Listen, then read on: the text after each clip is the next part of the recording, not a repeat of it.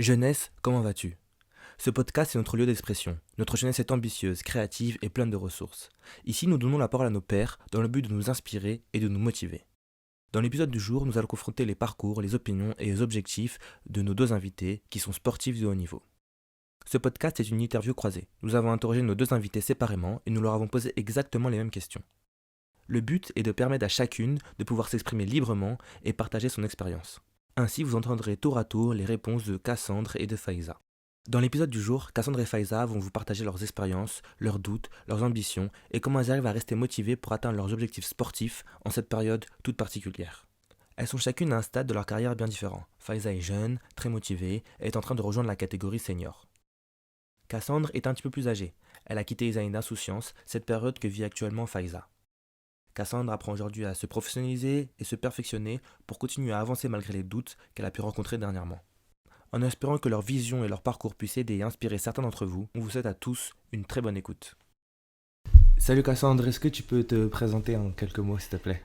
Salut, alors je m'appelle Cassandre, j'ai 23 ans, je vais avoir 24 ans en septembre et je fais de l'athlétisme à haut niveau depuis 6 ans et j'ai commencé il y a 12 ans maintenant. Je viens de déménager à Montpellier il y a un peu moins d'un an, sinon je viens de Paris de base et je fais de l'heptathlon, donc c'est 7 épreuves dans l'athlétisme.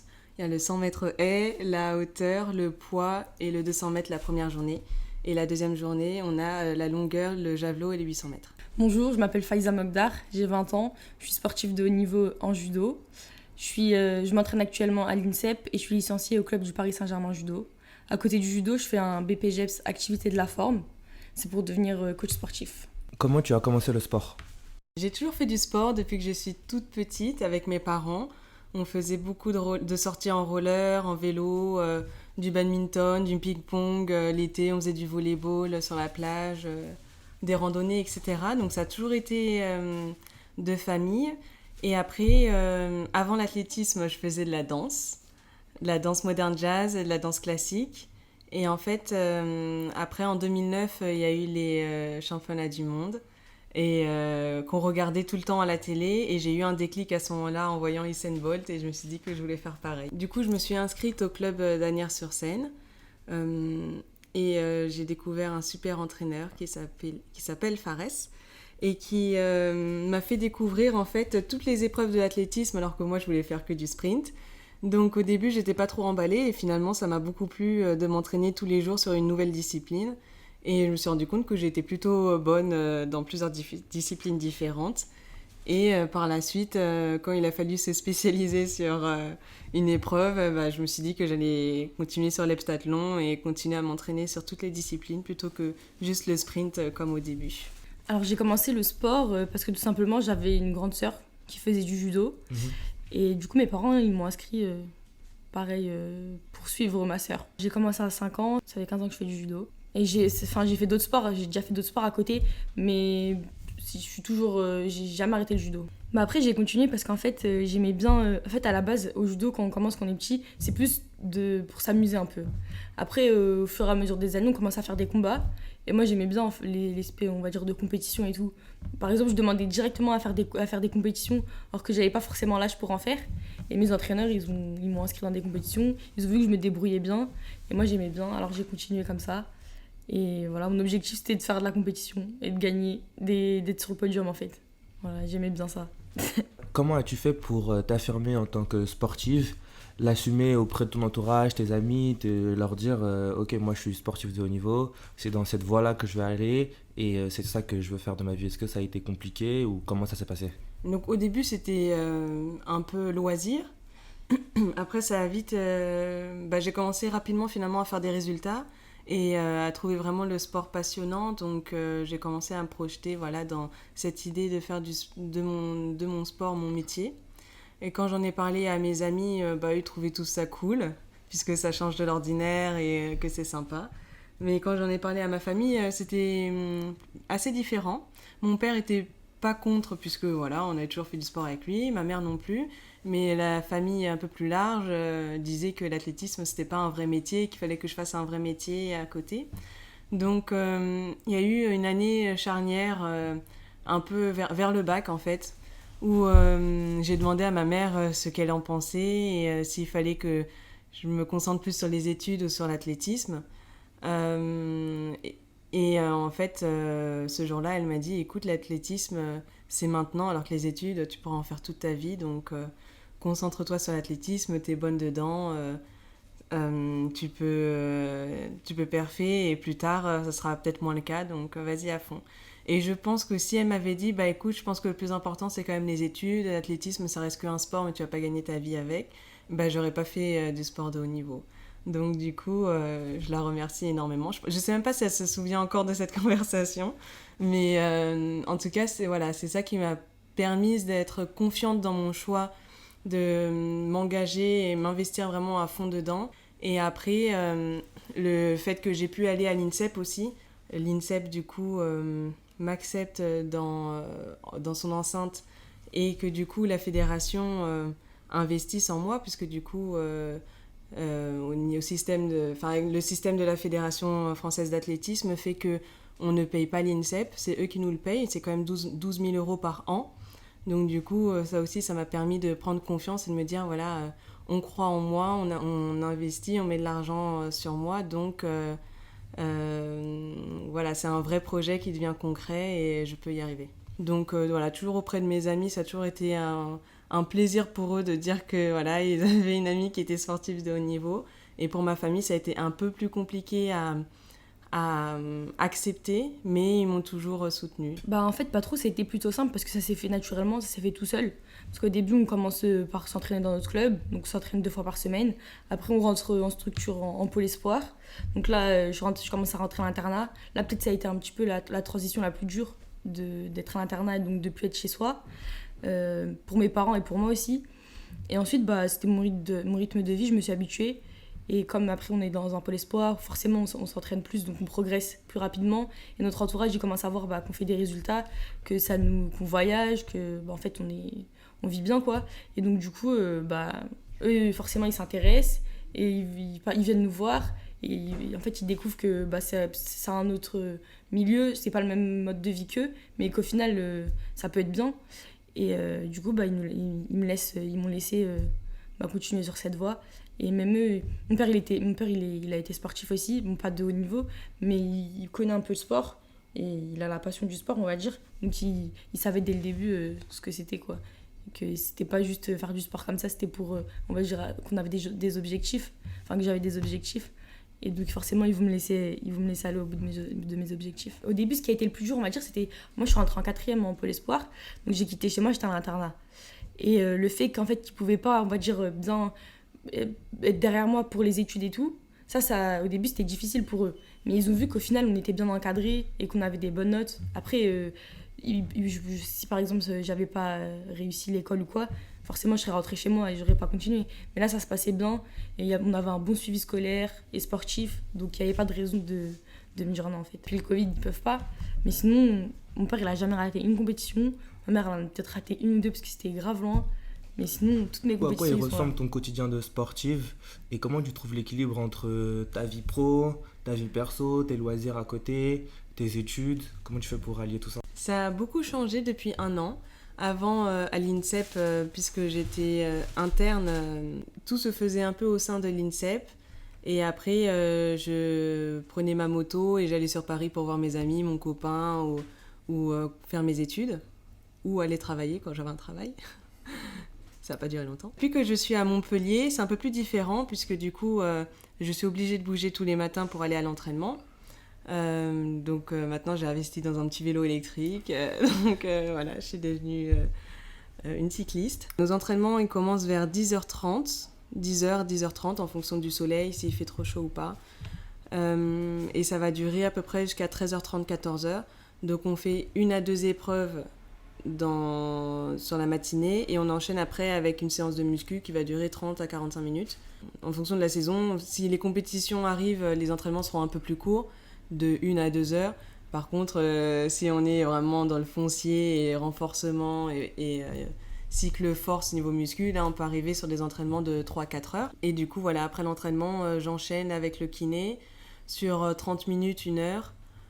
Donc soit ça va être pour les massages de récup, soit pour des soins, puisque du coup j'ai eu pas mal de petits problèmes physiques cette année. Quand je rentre chez moi, finalement, il est déjà 15 heures à peu près. En général, je me fais à manger. Après, je travaille, enfin je révise, puisque du coup je suis en licence 3 en management en parallèle. Donc c'est à distance, donc du coup ça me permet de gérer toute seule voilà, mes cours, etc. Mais du coup ça demande aussi beaucoup d'implication et de régularité. Et quand on vient de se taper 4 heures d'entraînement avant et à bouger à gauche, à droite, la motivation elle n'est pas toujours là. Mais bon, voilà, j'essaye de faire au moins 1 à 2 heures de révision dans la journée. Alors pour moi ça a toujours été un objectif d'avoir un équilibre dans ma vie. Et l'équilibre, pour moi, il est avec le fait de faire quelque chose à côté de l'athlétisme. Donc, de base, moi, j'aime beaucoup la pâtisserie, c'est ma deuxième passion, donc j'en fais quand même pas mal. Mais puisque c'est assez calorique, faut trouver des subterfuges. Et donc, du coup, effectivement, sortir, moi, ça me permet de pas penser à la bouffe, pas penser à la nourriture, pas penser à l'athlé. Et voilà, juste décompresser. Donc, du coup, c'est un équilibre pour moi assez important et que finalement beaucoup de sportifs ont, quoi. Pas forcément faire des soirées à se coucher super tard et à boire de l'alcool, on n'a pas du tout besoin de ça, mais juste passer du bon temps et profiter d'une belle ville ou de la plage, c'est toujours agréable. Bah, moi, comme je t'ai dit, je suis à l'INSEP. Du coup, en vrai, c'est une structure. Donc ça va, on a tout qui est à côté. Moi, du coup, je fais mes études dans l'INSEP et mes entraînements, ils sont dans l'INSEP aussi. Donc ma journée type, c'est par exemple le matin, je commence à aller en cours, j'ai 2 heures de cours. Ensuite, direct, j'enchaîne avec l'entraînement. J'ai à peu près 1h30, 1h45 d'entraînement. Ensuite, on a la pause midi. Moi, comme je suis à l'internat à l'INSEP, j'ai ma chambre à l'INSEP. Donc je peux faire une sieste, me reposer ou travailler mes cours. Ensuite, je reprends les cours l'après-midi, 2 heures pareil. Et le soir, 2 heures d'entraînement. Et après, je retourne dans ma chambre, je fais mes affaires, voilà, ce que j'ai à faire, quoi. Et après, je dors et ça recommence comme ça. Et après, le week-end, je rentre chez moi. Moi, j'ai de la chance d'être en région parisienne. Donc, je peux rentrer chez moi. Aussi, je suis véhiculée, donc je peux rentrer chez moi la semaine. Ça, c'est bien parce que ça me coupe, du coup, de l'internat et tout. Parce que c'est vrai qu'être que dans l'INSEP, ça on va dire, t'as pas trop de vie sociale.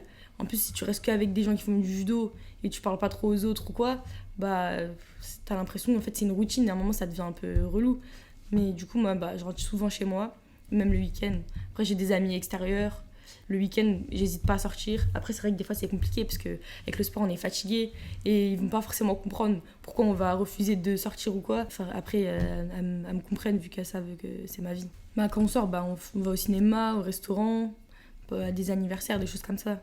C'est tout. Après, moi, je sors pas trop, je vais pas en boîte ou quoi. Donc, voilà. Mais c'est des petites sorties. Mais même des fois, des petites sorties, je préfère juste aller au bowling le soir, je vais refuser parce que je suis fatiguée et je sais que le lendemain, je vais avoir un entraînement ou quoi. Même si mes cousines m'invitent au restaurant ou quoi, des fois, je vais dire, ah là, ça va pas être trop possible. Elles vont dire, mais tranquille, tu mangeras moins. Mais elles comprennent pas que je peux pas manger de burger ou quoi, même si j'en mange qu'un, oui, je sais pas, c'est pas pareil qu'elles. Moi, je vois pas le sport comme quelque chose que si tu veux réussir, il faut que tu restes que dedans, que tu te concentres que sur ça.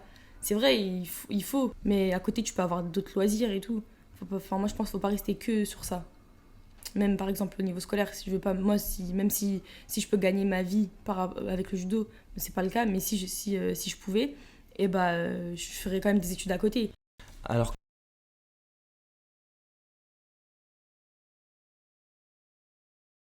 lors du premier confinement, on sortait juste de la saison hivernale. Donc du coup, on a continué à faire de la prépa physique chez nous, à faire des entraînements en visio avec le coach, avec le groupe, etc. pour continuer à avoir un peu de motivation, etc. Et le coach nous donnait des séances à faire tous les jours. Donc plus ou moins compliqué à faire. Et sur l'heptathlon, forcément, on a toujours besoin à un moment d'une piste et de matériel. Donc c'était un peu compliqué. Dès qu'il y a eu la fin du confinement en juin, en fait, on est retourné directement sur la piste et on a continué à s'entraîner tout l'été. En août, on est descendu à Montpellier et on a continué à s'entraîner à fond, sachant que moi j'ai eu les championnats de France en septembre. Et après, on s'est entraîné pour la grosse compétition qui était qualificative pour les JO à La Réunion en décembre. Donc on a fait une énorme préparation physique pour ça et on est arrivé vraiment très bien préparé pour cette compétition. Après, on a eu des petits pépins. Moi j'étais débordée par le stress, donc je me suis chiée dessus. Mais sinon, dans l'idée, tout le monde était plutôt en forme. Et en fait, après, on enchaînait avec la saison hivernale qui commençait en janvier-février. Mon coach m'a proposé en fait de ne pas faire la saison hivernale et de refaire une préparation physique comme on avait fait avant pour la saison estivale. Sauf que là, du coup, si on compte bien, ça faisait déjà 1 an et demi finalement que j'avais pas eu de vacances et que du coup mon corps n'avait pas eu de vacances puisqu'on avait fait l'été dernier vraiment à fond entraînement. Et en fait, en mars, j'ai commencé à avoir mes premières vraiment grosses douleurs qui m'ont pas permis de vraiment m'entraîner correctement. Sauf qu'on savait pas d'où ça venait. Beaucoup de kinés au début me disaient oui bon t'as mal mais tu sais il y a des gens qui sont plus sensibles que d'autres à la douleur quoi, donc ça commençait à me traiter un peu de mytho, bref.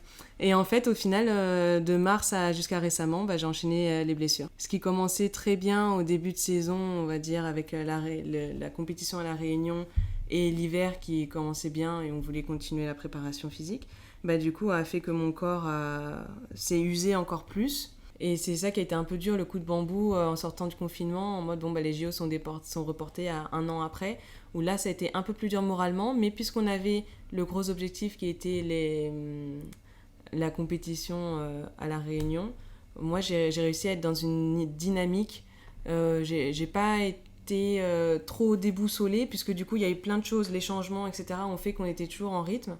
Et moi j'ai eu ma petite dépression de confinement en février.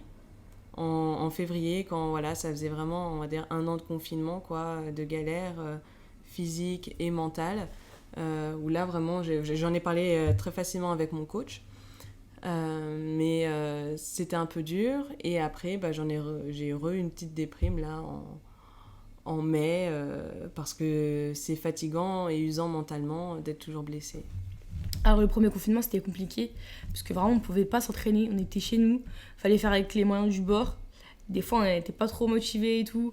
Après il y a eu les idées de faire en visio les cours de... Enfin en fait on faisait pas de judo, on faisait que des préparations physiques. Donc il y avait l'idée de faire en visio, ça motivait un petit peu plus. Et c'était pas pareil qu'être en vrai, être avec notre groupe et tout. Après j'ai tenu le coup jusqu'à que les entraînements ils reprennent. On a eu de la chance au judo. On a eu de la chance surtout d'être à l'INSEP et du coup de pouvoir s'entraîner juste après le confinement. On a recommencé les entraînements, pas le judo directement, mais des préparations physiques, on a fait des tests et tout. Ensuite, au fur et à mesure, on a fait du judo, on a pu faire les stages d'été, parce que chaque été, on a des stages. Après, il y a des échéances qu'il n'y a pas eu. Par exemple, il n'y a pas eu de championnat du monde. Moi, je suis junior. Du coup, en junior, ils ont été annulés. Ça, c'était un petit peu aussi compliqué, parce que c'était notre objectif de l'année. Il n'y a pas eu, mais après c'est pas grave, on s'est remotivé et il y a eu d'autres objectifs. Après même cette année on n'a pas eu beaucoup de compétitions, là ça vient juste de recommencer vraiment les compétitions importantes. Mais voilà quoi, ce qui est difficile c'est vrai que c'est de s'entraîner sans avoir vraiment un objectif proche. De voir un objectif loin c'est un petit peu difficile. Parce qu'on n'arrive pas à mesurer, par exemple on fait pas de compétition pour mesurer notre niveau ou quoi, ou se dire ouais faut que je progresse sur ça et tout. C'est ça qui était difficile aussi. En fait je sais pas comment j'ai fait pour rester motivée. C'est juste qu'en fait j'aime le judo. Du coup je me suis dit si j'arrête de m'entraîner, je vais revenir, ça va être mort. Enfin je vais être à l'ouest quoi, je vais être perdue. Donc autant que je continue à faire mes préparations physiques et tout. Et ça va revenir un jour ou l'autre. On attendait juste en fait de reprendre l'entraînement, c'est tout. C'était ça notre motivation, c'était d'attendre que l'entraînement il reprenne. Après, pendant les entraînements aussi, en vrai, quand on fait des combats et tout, on voyait notre niveau un peu. Mais ouais, c'était pas pareil, c'est pas du tout pareil qu'en compétition. Je sais pas, en fait, on attendait juste. On a juste attendu, c'est tout. Quelle est ta plus grande peur en tant que sportive ? Je pense que c'est l'échec. C'est une très bonne question, je n'ai jamais posé cette question. Je pense que c'est l'échec et de voir la déception dans les yeux des proches. Donc ça va être la famille, ça va être les amis. Parce que à chaque fois, c'est toujours la petite question. Alors, quand est-ce qu'on se voit à la télé ? Quand est-ce que tu fais les JO ? Donc, même si on sait que c'est des messages d'encouragement et de motivation, nous, dans l'idée, ça nous met un peu la pression en mode, ils m'attendent aussi un peu au tournant. Moi, je m'attends déjà au tournant depuis des années. Eux aussi, ils ont envie que ça marche pour moi. Donc, forcément, ils veulent que ça aille dans ce sens-là.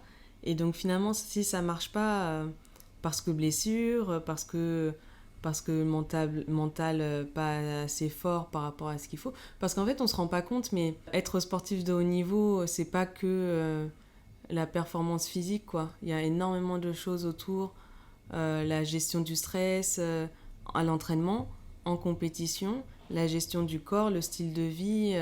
Il suffit juste que tu fasses un petit aller-retour et que la veille et que tu sois un peu fatigué parce que tu t'es couché tard. Et tu arrives à l'entraînement, tu fais une séance à fond, par exemple de sprint ou de longueur, bim, tu te pètes, et bah, tu perds 6 semaines parce que tu t'es couché un tout petit peu plus tard une fois. Donc du coup, en fait, ça demande une rigueur particulière qui est vraiment usante sur le long terme. Et donc quand il n'y a pas ce résultat derrière pour se dire, ok, j'ai fait tout ça pour quelque chose et ça devient concret. Et moi, je serais forcément déçue parce que j'ai investi beaucoup de choses dedans. Mais ça m'a apporté aussi tellement, tu vois, que je sais que j'ai pas perdu mon temps. J'ai découvert des amis, j'ai découvert des pays, ça fait une expérience de ouf de faire des compétitions et j'ai quand même été à un certain niveau à un certain moment. Donc je veux pas dire que j'ai pas fait du haut niveau, tu vois. Mais c'est vrai que l'objectif ultime, c'est faire les JO et que si je les fais pas, ça sera... J'aurais pas fait ça pour rien, tu vois. Mais voilà, la boucle sera pas bouclée. Après, bah, par rapport, les amis, ils sont toujours là, la famille, je sais, enfin aussi, tu vois, mais voilà, dans les yeux, tu verras quand même qu'il y a un petit truc de, bon, bah, elle a pas réussi, c'est dommage pour elle, tu vois. Bah moi en vrai, j'ai pas vraiment de peur, hein. Genre je m'entraîne, enfin, je sais que je peux me blesser, que ça peut s'arrêter et tout, mais vu qu'en fait je fais ça par plaisir et que j'aime bien, bah en fait il y a rien qui me freine. Après, peut-être s'il y a un truc qui peut me freiner un jour, bah, c'est une blessure. Donc, ouais, forcément, on a peur de se blesser. Mais on sait que ça fait partie aussi du jeu. On peut se blesser, on peut guérir, on peut recommencer, on peut revenir. Donc, j'ai pas vraiment de peur, on va dire. Peur, quoi. Je sais que... Enfin, je me suis déjà blessée plein de fois. Mais après, à part si on a vraiment une grosse blessure, un truc genre en mode on devient handicapé ou quoi, ça c'est chaud. Mais ça peut être dans la vie aussi. Donc, c'est pas par rapport à mon sport. Ah, non, j'ai pas peur de la défaite. Parce que je sais que pour apprendre, des fois, il faut perdre. Et que chacune de mes défaites, elle m'a été bénéfique, en fait. Parce que j'ai appris, j'ai réussi à voir mes erreurs, à les corriger et à essayer de ne plus les refaire. Et ça fait partie du jeu de perdre, en fait. Quand tu combats, bah, tu sais pas si tu vas gagner ou perdre. Bien sûr, dans ta tête, tu dis, il faut que tu gagnes, tu vas gagner. Mais non, la défaite, ça me fait pas peur. Moi, je dirais une défaite qui m'a marquée, c'était quand j'étais en cadette. Et en fait, il y avait une année, du coup, toute l'année, on faisait des European Cup, des Coupes d'Europe, pour se préparer au championnat d'Europe. Soit j'étais arrivée sur le podium, soit je gagnais. Et mon niveau, on va dire, il était élevé. Je me sentais bien. Et le jour des championnats d'Europe, je perds. Je crois que j'arrive 7ème. Et je perds contre des filles qu'en European Cup, j'avais déjà battues. Et ça m'a fait mal parce que je m'étais bien préparée. Et je m'étais dit que là, c'est bon, c'était le jour où j'allais gagner. En plus, les compétitions d'avant, vraiment, c'est pas que c'était simple, mais je me sentais vraiment bien. Genre, j'avais l'impression que j'allais gérer au championnat d'Europe. Et ce jour-là, bah non, j'avais perdu. Et là, c'était difficile parce que je me suis dit, toutes les compétitions, t'arrives à les faire. Et quand c'est un championnat, tu perds. Et je me suis dit, peut-être, en fait, c'est juste, genre, j'ai stressé alors que d'habitude, je stresse pas. J'avais peur que ça m'arrive, en fait, plus souvent et qu'à partir de cette compétition, et bah, dans ma tête, mentalement, je me dise, faut pas que tu perdes, en fait. En fait, avant, quand tu connais pas ton niveau et que tu te lances dans une compétition, que t'as jamais fait de European Cup ou quoi, bah, en fait, t'as rien à perdre. Parce que tu dis, je vais tenter. Mais une fois que tu as gagné et que tu gagnes, là tu dis faut que tu gardes ton titre. Genre l'objectif c'est plus de gagner, c'est de rester toujours vainqueur. Et voilà, genre je m'étais dit ça dans ma tête et après cette idée je l'ai vite oubliée de se dire faut que comme si genre je voulais faire pas un exploit mais genre toujours gagner et tout. Je me suis dit faut accepter de perdre. Et voilà, à partir de ça on va dire j'ai accepté la défaite et après j'ai réussi à me remobiliser et avoir d'autres victoires. C'est quoi ton plus grand rêve en tant que sportive ?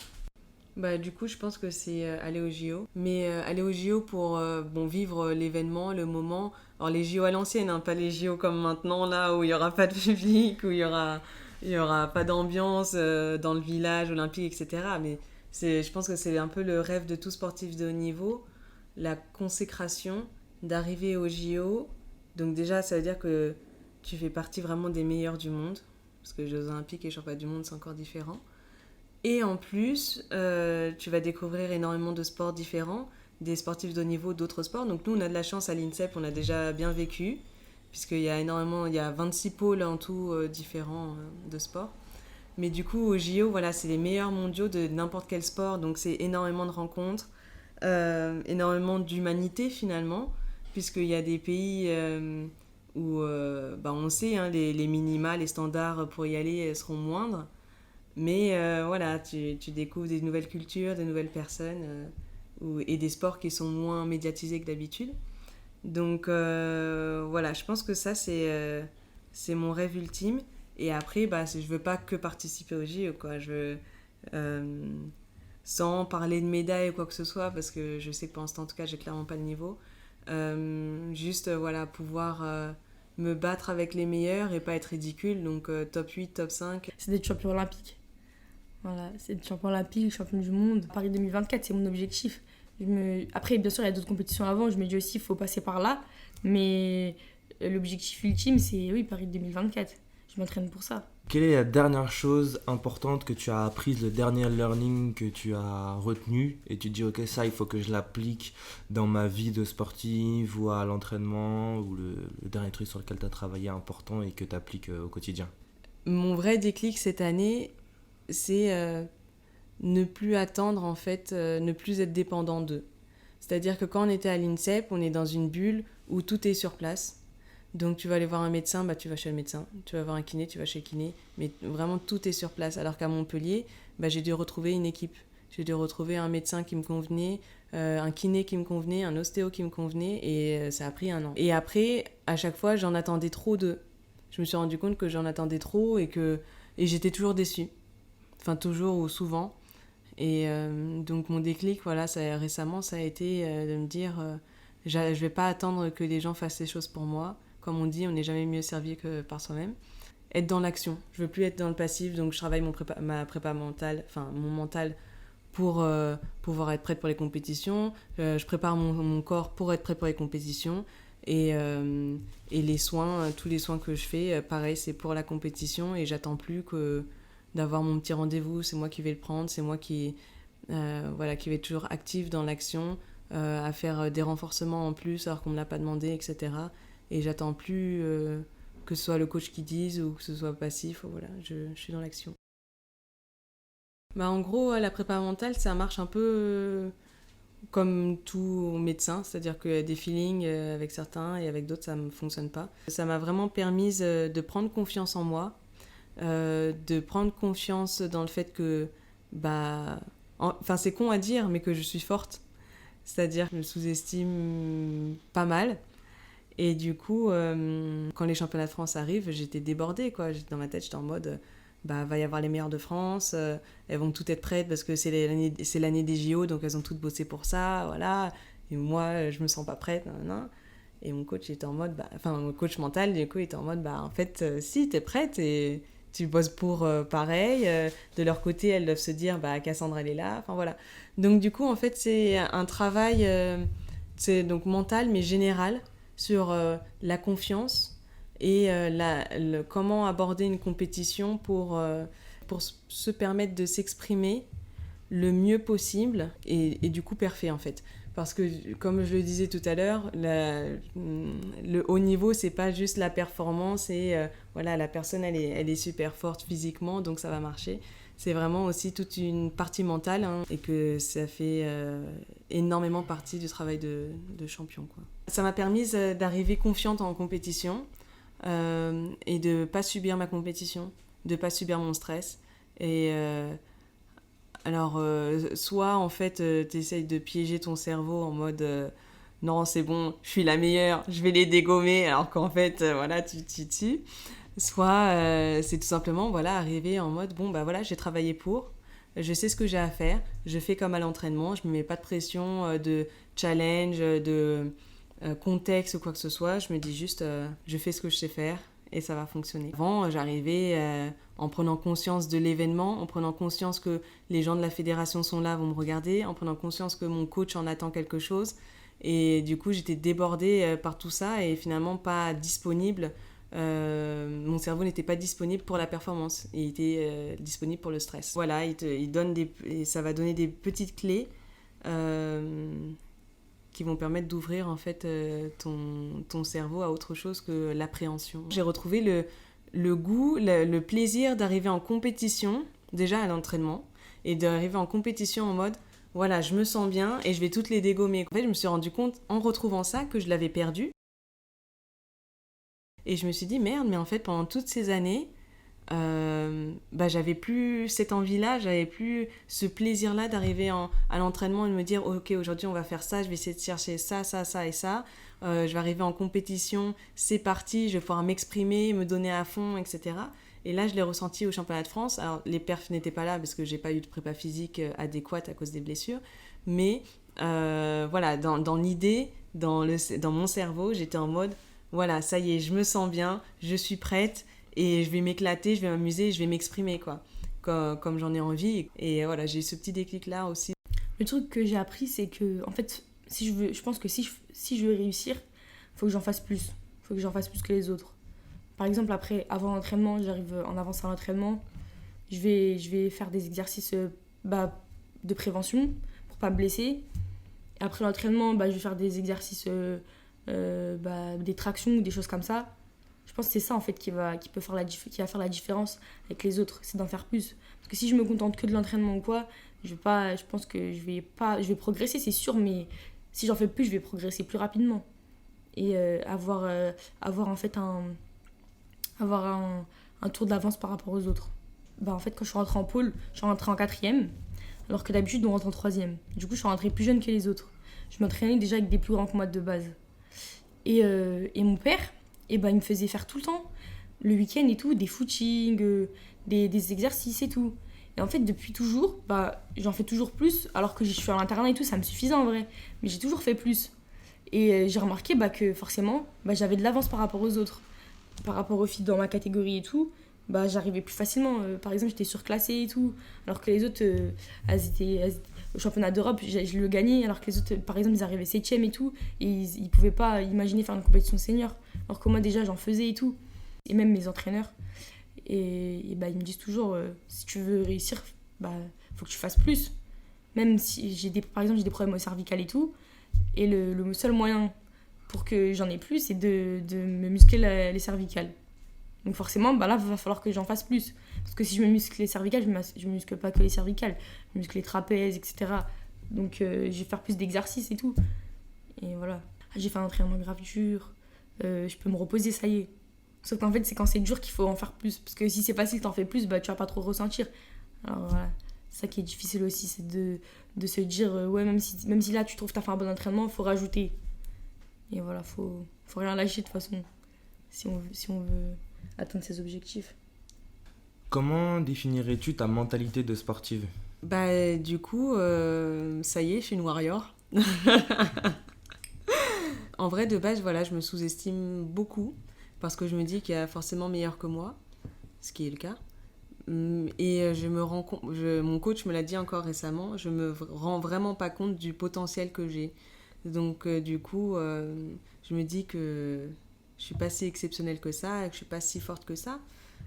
Et donc du coup, je n'arrive pas à m'exprimer par rapport à ça, au niveau compétition. Donc du coup, mon mental, il est pas très très fort, mais je le travaille du coup avec mon super prépa mental. Je commence à prendre confiance en moi, la confiance en fait qu'on a quand on est jeune et qu'on se pose pas de questions. C'est ça qui fait justement qu'on perf facilement quand on est jeune, quand on a les capacités physiques en plus, on se pose pas de questions, on veut être le meilleur, on est le meilleur et puis basta. Moi, ma mentalité, je dirais que j'y vais comme ça, quoi. Je me prends pas la tête. Ouais, franchement, je me prends pas la tête. J'y vais pour gagner. Et après, je donne mon meilleur. Hein. Bien sûr, j'aime pas perdre. Je veux pas perdre. C'est pas mon but de perdre. Je veux gagner, bien sûr. Après, c'est vrai que des fois, c'est dur d'accepter des défaites. Surtout quand tu sais que t'aurais pu gagner. Mais ouais, je me prends pas la tête. Après, si je perds, j'accepte. De toute façon, t'as déjà perdu, t'as pas le choix d'accepter. Je suis archi calme. Genre, juste avant un combat, je peux parler avec tout le monde. Je rigolais ou quoi, je suis pas stressée. Mais par contre, dans ma tête, je me dis que c'est moi, je vais gagner. Genre, faut pas que dans ma tête, je laisse un espoir que l'autre peut me battre ou que je peux perdre ou quoi. Même si tu me mets la plus forte en face de moi, dans ma tête, je vais me dire que c'est moi, je vais gagner. C'est une façon en fait pour donner son maximum et avoir confiance en soi. Parce que dans le sport, si t'as pas confiance en toi, c'est difficile de réussir. Après aussi, c'est difficile d'avoir confiance en soi. J'avoue, des fois, quand par exemple, si je me suis blessée et je vais faire directement une compétition après, bah, je peux être hésitante ou quoi. Mais dans ma tête, j'oublie cette idée et je me dis, comme si j'étais pas blessée, quoi. Je me remémore les entraînements que j'ai faits. Je me dis que je suis prête, je me suis entraînée pour, donc il n'y a pas de raison. Si tu vas en contrôle, t'as révisé, bah, t'auras une bonne note. Bah, si t'as pas révisé, peut-être t'auras de la chance ou pas, tu vois. Mais là, je me dis, je vais en compétition, je me suis entraînée. Donc il n'y a pas de raison que j'arrive pas. Même si les autres filles se sont entraînées, moi je sais comment je me suis entraînée. Et en fait, j'ai donné mon maximum. Non, j'ai pas de coach mental. Après, je sais, il y en a beaucoup qui en ont. Mais moi, j'en ai pas parce que j'ai pas forcément de problème avec le stress ou quoi. Ou à rester concentrée. Ouais, moi, ce qui est important avant le combat avec mes coachs, c'est qu'ils me donnent des directions par rapport au judo, genre sur l'aspect technique. Genre qu'ils me disent, ouais, tu vas faire ça, genre qu'ils me le rappellent. Comme ça, dans ma tête, je me l'imagine et tout. Et ça, c'est un truc que dans ma tête, je le fais depuis que je suis cadette, ou même minime carrément. Genre, je m'imagine en train de combattre et en train de faire ma prise. Et des fois, il y a des coachs mentaux qui nous font des interventions en groupe. Et justement, ils nous parlent de ça. Et moi, je me suis dit, ah, mais c'est marrant, moi, je le faisais déjà avant de le savoir. Et juste, c'est un truc que je fais aussi. Mais moi, juste, j'ai besoin qu'on me rappelle mes techniques et tout, qu'on me donne des pistes et tout sur le combat et c'est tout.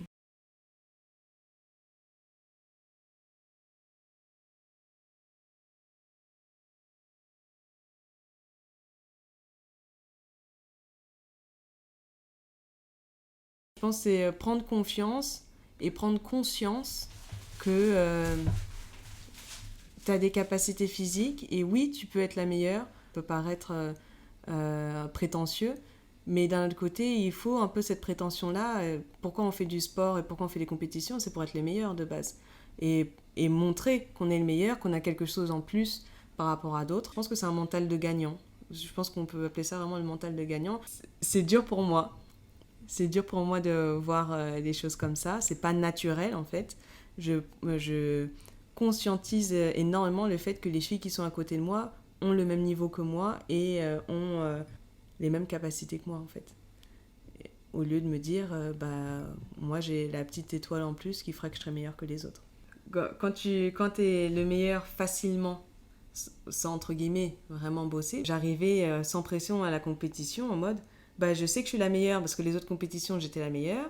Sur le papier, dans les ranking lists, je suis la meilleure aussi. J'ai bossé j'ai bien bossé, je sais que je vais battre mes records, donc on y va quoi. Et après, avec le temps, on grandit, la conscience arrive, on se pose des questions, mais elle aussi en fait elle est forte. Et les entraînements se passent un peu moins bien pour X ou Y et du coup le doute arrive. En compétition, c'est pas encore vraiment ça, les grosses échéances arrivent et puis on loupe une échéance, on loupe une deuxième échéance. Le record qu'on a et commence ça commence à durer depuis 1 an, 2 ans, 3 ans, où c'est toujours le même record et on n'arrive pas à retrouver notre niveau d'avant et le doute s'installe en fait. Prendre conscience que ça n'arrive pas qu'aux autres quoi. Moi aussi. Si tu avais un conseil à donner à une jeune fille ou un jeune garçon qui veut se lancer dans le sport, qu'est-ce que tu lui dirais? Genre qui se dit ok je kiffe ça, j'en fais un plaisir, mais en vrai je veux en faire ça, genre je veux devenir sportif de haut niveau, mais j'ose pas en fait. Je pense que le mot c'est, la phrase c'est n'abandonne pas. Parce qu'il va y avoir énormément d'embûches sur le chemin de la réussite, énormément de doutes, énormément de gens. Moi, il y a beaucoup de gens, quand j'étais jeune, qui m'ont dit ouais, mais vu le caractère que tu as, tu seras jamais sportif de haut niveau. Si tu continues comme ça, tu seras jamais sportif de haut niveau, tu vas jamais perfer, nanana. Et au final, j'ai fait plusieurs sélections en équipe de France jeune et en équipe de France senior. Et j'ai quand même un record de France qui a été battu depuis. Mais voilà, j'ai quand même réussi à faire de belles choses. Et pourquoi ? Parce que j'étais motivée, parce que j'avais envie et que j'avais une idée en tête, c'était faire comme Usain Bolt. Alors bon, Usain Bolt ne fait pas d'heptathlon, donc maintenant c'est un autre exemple qui m'a motivée, donc Antoinette Nanadjimou. Si on croit en quelque chose, on va y arriver. Et par contre, au contraire, il y a énormément de gens qui te diront waouh, c'est ça ta croyance, t'espères faire ça, t'espères faire les JO, c'est pas un peu prétentieux. c'est peut-être prétentieux de ton point de vue, mais moi je sais qu'un jour j'y arriverai, donc je réussirai. Voilà, c'est la même idée que ce soit dans le sport ou autre chose. C'est ne jamais abandonner et toujours croire en soi, croire en ses rêves. Et je pense que c'est vraiment le fait de croire qui permet qui amène à la réussite derrière. Et voilà, encore une fois, peut-être que ça ne va pas marcher, peut-être qu'il y a des choses sur la route qui font que ça ne marchera pas. Ça fait partie du chemin, c'est aussi le fait que ce soit dur qui fait qu'on réussira encore mieux par la suite. Si au final l'objectif n'est pas atteint, il y a quand même une expérience de ouf derrière qui fait que tu as appris énormément de choses pour la suite de ta vie, quoi. Déjà, je lui demanderais pourquoi il ose pas. Parce que, en vrai, qui ne tente rien n'a rien. Ça se trouve, tu vas arriver... En fait, c'est sûr, ça va être difficile. T'as des appréhensions et tout, comme tout le monde, comme dans tout. Mais en fait, il faut tenter, il faut essayer. Il y a plein de petits, c'est comme ça. Ils osent pas aller en pôle espoir, parce qu'ils savent qu'ils vont quitter leurs parents à l'internat, qu'ils vont devoir s'entraîner tous les jours, être cadrés et tout. Mais ça se trouve, tu vas réussir. Après, peut-être tu vas pas réussir, mais tu pourras toujours changer d'avis. Mais essaye, ça se trouve, ça va te plaire, tu vas t'y faire. Et tu vas réussir, en fait. Ça se trouve, tu vas devenir champion. Et voilà. Moi, je dis, faut pas hésiter. Après, c'est comme dans tout dans la vie, faut tenter, en fait. Faut tenter. Et en plus, le sport, ça réunit plein de gens et tout. Même, par exemple, nous, au judo, on a beaucoup de valeurs et tout. Et ça apprend, ça fait grandir. Même l'internat et tout, tu vis en communauté, t'apprends grave de trucs. Voilà, donc faut se lancer. Après que tu réussisses ou pas, dans tous les cas, t'auras appris quelque chose et ça t'aura servi pour une autre partie de ta vie. Salut, ça va, comment tu vas? C'est un peu des phrases qu'on se dit tout le temps de façon très basique. Mais moi aujourd'hui, je vais te poser vraiment la question, Cassandre. Comment tu vas? Écoute, je vais. Sincèrement, c'est dur. Parce que du coup, j'ai été blessée toute l'année. Donc mentalement, moralement, en fait, tu prends un coup, quoi. Tu te dis, voilà, j'ai plus le niveau d'avant, je bosse de mon côté, voilà, mentalement pour que ça aille mieux. Et physiquement, du coup, finalement, c'est le corps qui te lâche. Alors qu'avant, c'était le contraire. Mentalement, ça allait pas, mais physiquement, ça allait bien. Donc j'avance. Je lâche pas. Et je me dis que mon heure viendra. Et pour l'instant, je profite de mes vacances, de mes amis. Et j'essaye juste de profiter de la vie, parce que quand même, la vie est belle. Je me dis quand même que j'ai de la chance de faire mon sport et de faire quelque chose que j'aime. Et même si j'en vis pas et que financièrement, c'est assez dur à supporter, j'ai la chance quand même de faire ce que j'aime. Et sur ça, il y a quand même pas mal de positifs. Dans l'ensemble, ça va, Dieu merci. Je suis pas malade, je suis en bonne santé, mes amis vont bien, ma famille va bien, donc je vais bien. Le podcast s'appelle Jeunesse, comment vas-tu? Et tu sais, comment ça va? Salut, ça va? Ouais, je bien, tranquille. Tu vois, c'est des questions qu'on se pose tout le temps, comme ça en fait. Et en vrai, on se les pose un peu sans vraiment avoir de sens. Ouais. Du coup, moi aujourd'hui, je voulais te demander vraiment comment tu vas, comment tu te portes. Moi, ça va super bien. Franchement, en ce moment-là, je rentre de compétition. Après, ça s'est pas très très bien passé, mais ça va, j'ai réussi à me rattraper. Et j'ai 3 mariages dans la semaine, donc je suis contente. Après, je pars en vacances. Et après, je vais reprendre le judo à fond là, pendant les stages d'été du coup. Mais sinon, ça va super bien. Merci pour toutes tes réponses. On passe maintenant à la deuxième partie. On va te poser quelques questions simples. Il faudra que tu y répondes en quelques mots. Question simple, réponse rapide, c'est parti. Est-ce que tu aurais un livre à nous conseiller? J'ai un auteur à vous conseiller, c'est Agatha Christie, avec qui j'ai fait toute mon enfance et qui écrit super bien. Un livre que j'aime bien, c'est un livre de John Juice, Du silence à l'essence des mots. En fait, c'est plein de petits poèmes sur la vie, voilà. Un sportif? J'ai envie de dire Antoinette Nanajimou, puisque c'est elle qui m'a beaucoup inspirée depuis mon enfance sur l'heptathlon. Un sportif qui m'inspire, je dirais Clarissa Agbenienou. Un documentaire sportif à nous conseiller? Alors du coup, j'en ai 2.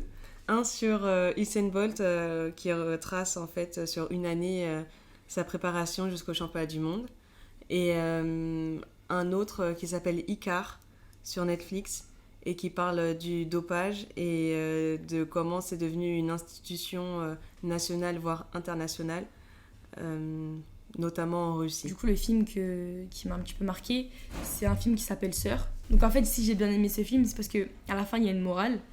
Et en fait, ça parle tout simplement de ce qui se passe en ce moment en Algérie, avec le fait que la jeunesse avait une nouvelle Algérie, etc.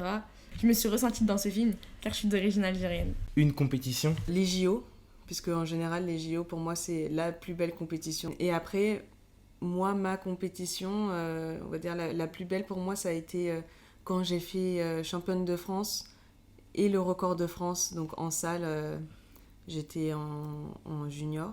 Et l'innocence, en fait, que j'avais de ne pas comprendre, en fait, à quel point c'était un super résultat, quoi. Pour moi, j'étais championne de France et c'était cool, quoi.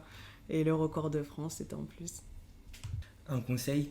Je pense à une phrase, là, qui me vient. Un corps sain dans un esprit sain. Prendre soin de son corps et ton corps te le rendra bien, quoi. Ma phrase préférée, c'est « qui ne tente rien à rien ». Voilà, ça c'est pas un conseil, c'est un peu on dirait une devise, qui ne tente rien à rien. C'est dans tout, dans le sport ou dans la vie. Ton mot de la fin? Mon mot de la fin, non, je rigole. Je savais, j'en étais sûr. Je peux le dire quand même. Non, je rigole, je suis un truc sérieux. Le mot de la fin? Enjoy. Bah, si j'ai un mot à dire aux jeunes, mais moi je suis jeune, mais on va dire... À nous en fait. Ouais, à tout le monde, bah, ça serait de vivre sa vie au jour le jour, sans se prendre la tête, et de voir ce qui va se passer, et que ça se passe bien ou mal, de jamais de jamais baisser les bras, et de tout donner en fait pour réussir, de se donner les moyens de réussir. Voilà, dans la vie, de se donner les moyens de réussir, même si c'est difficile, et de croire en soi. Merci à tous de nous avoir écoutés, et merci tout particulièrement à Cassandre et Faiza de nous avoir partagé leur vision et leurs expériences. Merci pour cette discussion honnête et personnelle qui a même parfois été deep. Je suis sûr que certains d'entre nous se sont reconnus en vous et ont été inspirés par vos parcours. On vous souhaite à toutes les deux plein de réussite, gardez votre motivation exemplaire et continuez à kiffer ce que vous faites. Retrouvez-nous sur notre Instagram Comment vas-tu podcast pour plus d'informations sur le sport du haut niveau, les références évoquées lors de ce podcast et pour toutes les infos sur notre prochain épisode. Gardez le smile, gardez la forme, partagez des bonnes énergies aux gens qui vous entourent et forcez-nous tous sur le chemin de notre vie. Notre vie.